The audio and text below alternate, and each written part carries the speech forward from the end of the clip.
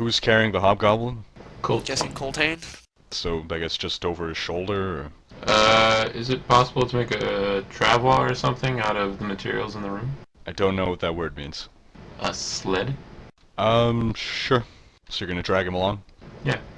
The travois is it's something we had in Scouts, basically. It's you string some sticks together and it sort of makes a sled with less friction than just, you know, like a plank and string. Travois, Typically it was, T-R-A-V-O-I-S. It's a French-Canadian word. Yeah. Alright, so you MacGyver together a travois, and Rendell leads the way. Alright, so as Rendell is leading the way, he turns and says, "You'd best be on your guard. A horrible monster ran through here just a couple days ago." What kind of monster? Oh, 'twas an hideous beast. Quite tall. Horribly disfigured. Ran straight through the town. Frightened everyone. Had an insatiable appetite. Ran off into the labyrinth. Covered in dirt. An insatiable appetite for what? Rendell shrugs. He just ran through the market and started grabbing anything he could find and shoving it down his gullet.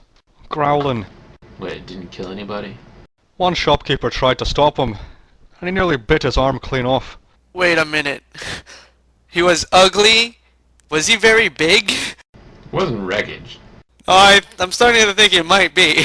'Twas as tall as a tree. Well, maybe I'm exaggerating a little. It sounds like it might be a new character, possibly. No, it sounds like Rhekd. You said he was covered in dirt? 'Twas very strange. Well, I have a feeling we should probably look into this as well. Yes. Is the labyrinth on the way to the Hall of Eyes? This entire complex is known as the Labyrinth. Just passages gone every which way. The Chamber of Eyes is within the Labyrinth. Well, there you have it.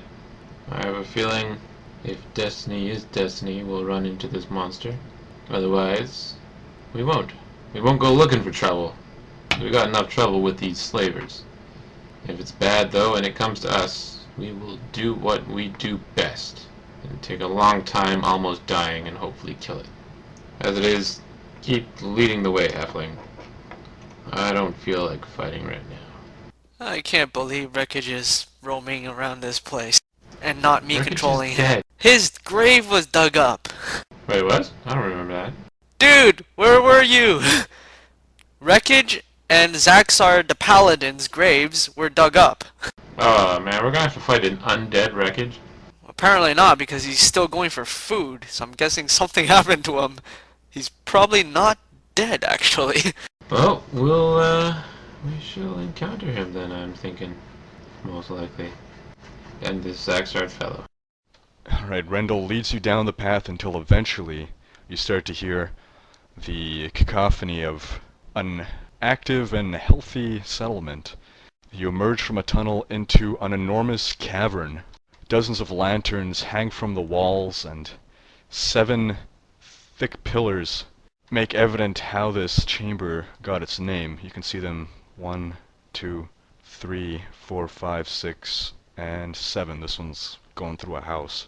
The chamber walls have been fashioned into building facades, so that the hall appears more like a city square than an underground cavern. You can see merchants set up and a thriving community of humans, halflings, dwarves, goblins, orcs, troglodytes, duergar, which are black-skinned dwarves. They're sort of what drow are to elves. Basically all manner of races, generally, some that you generally ascribe to being evil. And in fact, there seems to be a commotion going on. A pack of gnolls are brawling with a gang of orcs. A few armed humanoids in uniform are attempting to break up the battle in vain. But just then, a human in black robes arrives, with an ogre in a black uniform at his side, and a 10-foot-tall statue of a minotaur warrior cast from tarnished bronze following behind him, wielding a massive bronze great axe. What is that? Sounds like the enforcers to me. Yeah, seriously. The human points at the brawl, and the minotaur lumbers forward, its joints creaking mechanically, its footsteps clanging against the stone floor. It crouches and charges through the lot, knocking everyone prone to the ground. Well, that's a very effective way of crowd controlling. Sorrel, look at him. You should learn a thing or two. The armed humanoids in uniform then begin apprehending the gnolls and orcs, and the ogre taps the human on the shoulder and points at you guys. Look Aw, around crap. as if we're innocent. And whistle. Walk away in a very casual manner, whistling. Coltaine looks back and waves. With a smile. Rendell says, "Uh-oh, I'll see you at the half moon later," and slinks away. Possibly the wrong move. Okay. Crap, we just got screwed. The human Let me nods handle and this. then points at the gnolls and orcs who are groaning, trying to get back to their feet, and the ogre goes to assist the other enforcers in apprehending them. The human then ushers you over with a wave, Coltaine goes over. I guess we all go over. dragging We all along go your over. captive. Yeah, might It's as well. Coltaine that's dragging along the hobgoblin, right? Yeah, Yes. so we pretty much have to follow him, because at this point it's not like we're gonna be like, hey, let's drop the hobgoblin and run! Greetings, says Coltaine. Well, as the Drogans approach, the mage turns his back to you guys and starts walking towards this building here. As you approach, you see a sign that says the Customhouse. I guess we got to follow him. So we follow him. He goes to the Customhouse. As you follow the mage, the massive minotaur follows behind you. Not disconcerting at all. You can see now that the statue's limbs are articulated, and it seems to be staring at you with fiery light that burns in the blank orbs of its eyes. Its limbs scrape and squeal with a hollow metallic sound as it moves. Nope, not worried. Hey, wait, is it considered as a giant? Because I think as a dwarf I have a plus defense bonus versus giants. It is, in fact, not, unfortunately. Dave, we are not It is going to large. fight.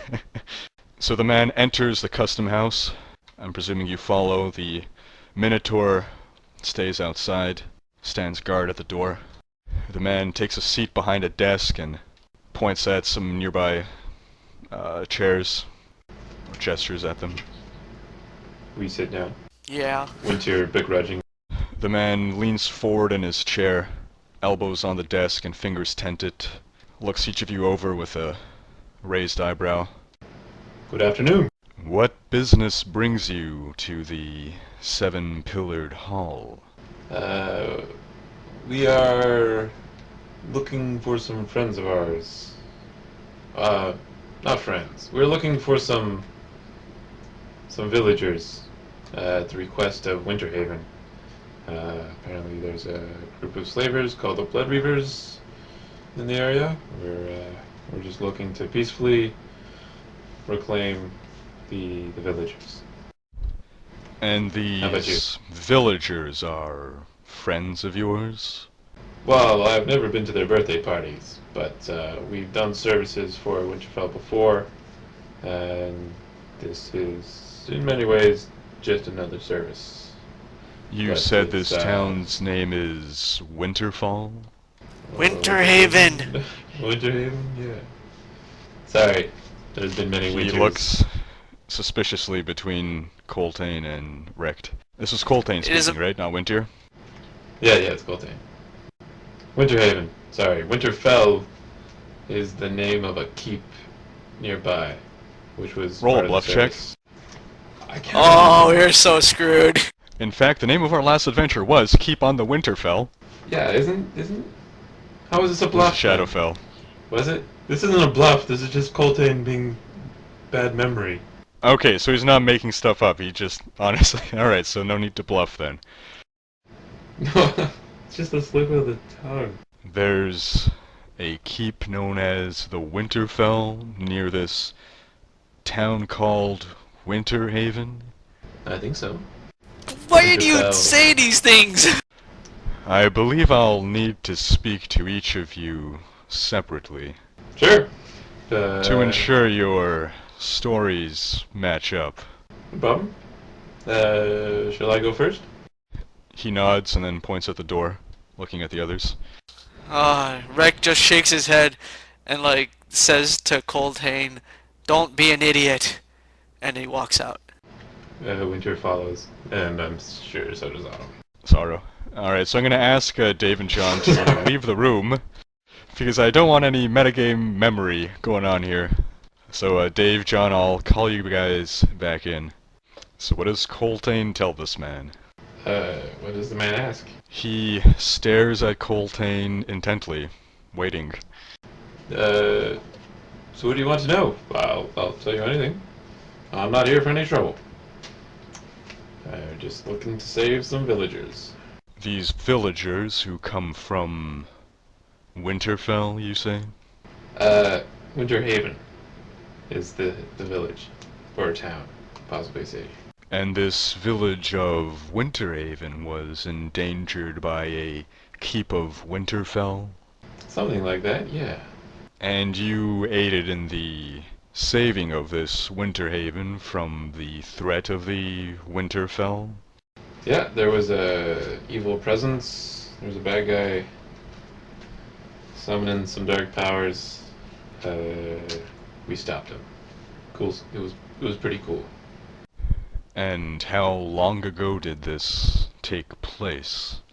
Let's see. We finished it, and there was like a week, I guess, that we left, and then they called us back, and that was another week.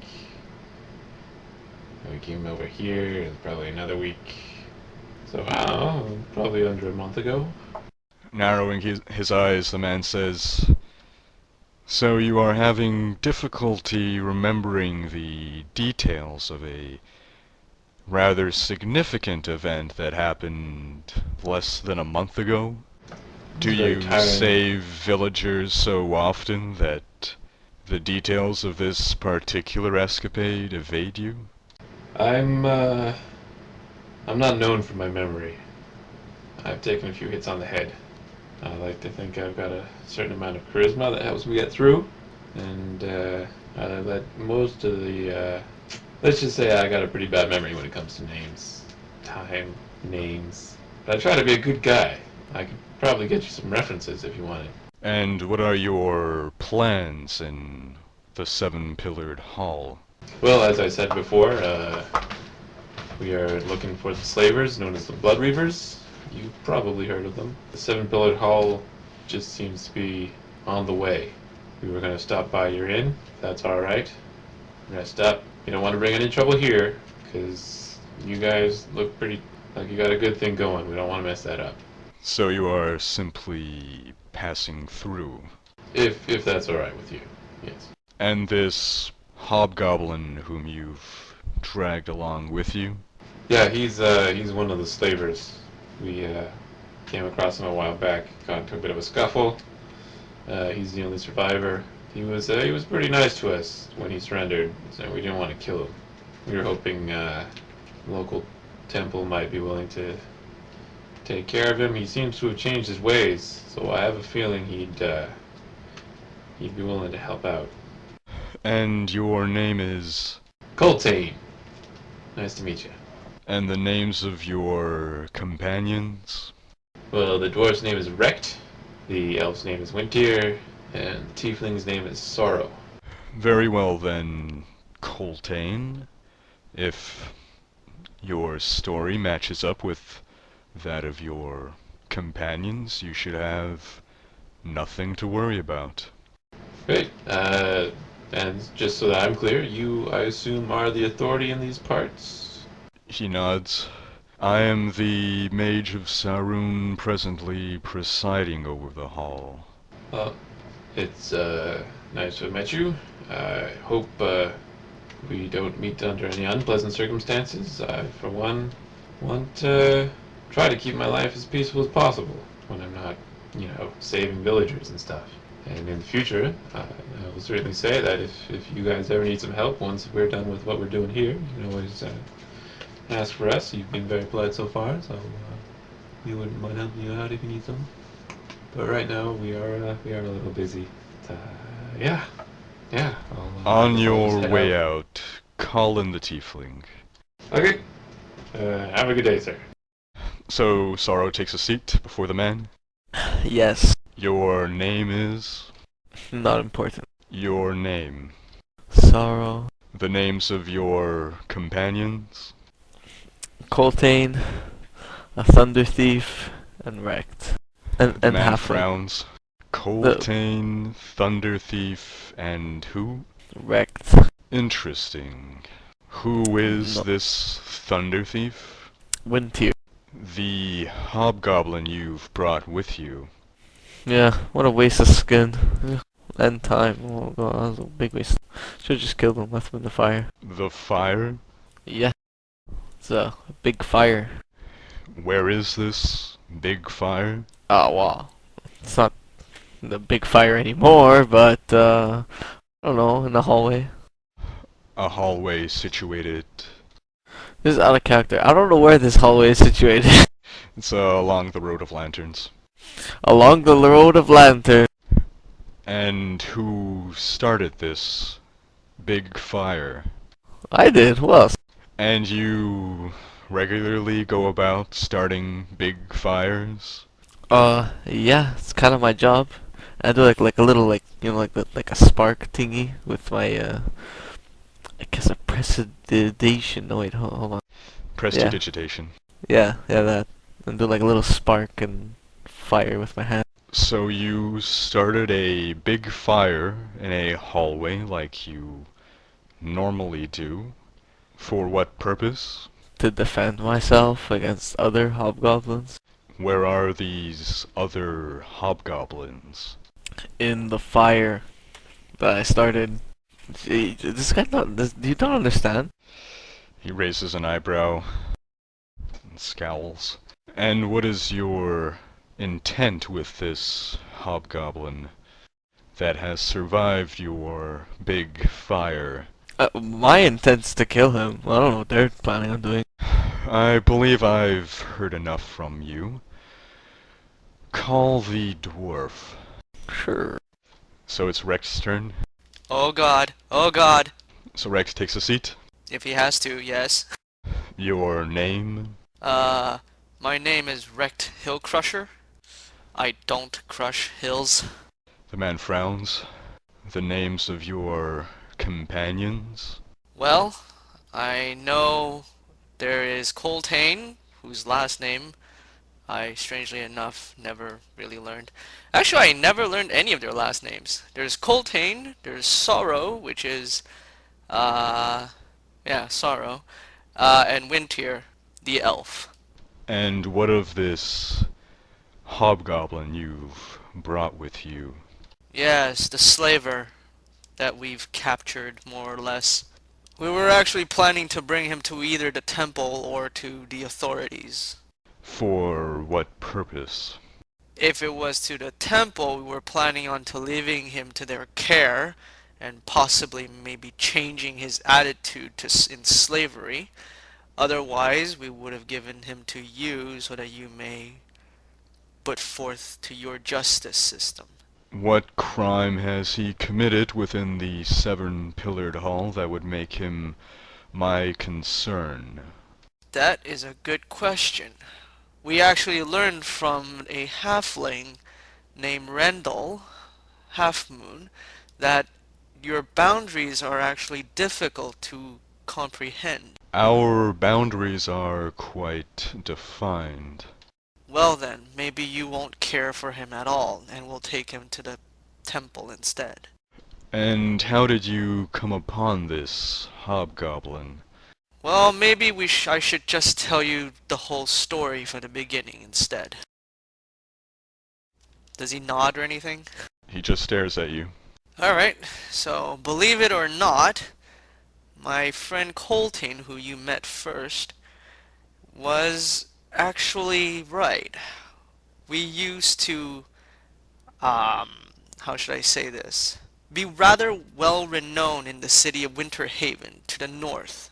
And we did them a service by getting rid of a group of, shall we just call them bandits for now?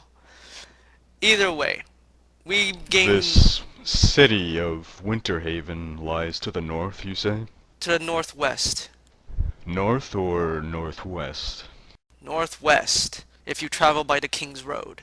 And how large is this city of Winterhaven? Not that big, actually. No bigger than your fair city. And this friend Coltaine of yours, you consider him a friend, yet you've never bothered to ask his last name? As I said, we met while we were dealing with this group of bandits. In A fact, group of bandits, you say? yes. And these bandits were located where? At a tower near Winterhaven. A tower now. And the name of this tower is... Can I make a memory check? Seriously? I totally don't remember. Roll a wisdom check. There you go. 22. So, when you say tower, I'm guessing you're talking about Shadowfell Keep? Which isn't a tower? Yes, Shadowfell Keep. It's strange, I remember about Smug.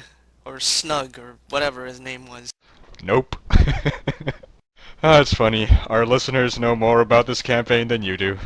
You collectively. Nice. This Sorrow character, has she committed any crimes in recent history? Are you talking about stealing? Are you suggesting she stole something? Well, no, but if there's any crimes, then what kind of crime are you talking about? By definition, anything that is against the law. Well, considering that there's slavery right at your front door, I'm quite confused at what would be on the law. So you're suggesting that you have no clear moral code? Well, my moral code definitely puts slavery as something that is against the law, which is why we captured the hobgoblin when we heard about him wanting to sell the halfling. And you regularly take the law into your own hands? Strangely, yes. Where did you meet this tiefling? That was back when we were dealing with those bandits. In fact, I met all of them while we were dealing with those bandits. And how precisely did you meet this tiefling? Let's just say that we were both doing something undercover. My assumption then would be that you were undercover as a bandit? More or less. I was charged by my church to handle something. And what church would this be? To what god is it dedicated? To the sun god of Pelor. Now, what would the sun god of Pelor want with some bandits? That is for us to know. As I said, it is to simplify things. The only thing that is important for you to know is that I am here for my cousin,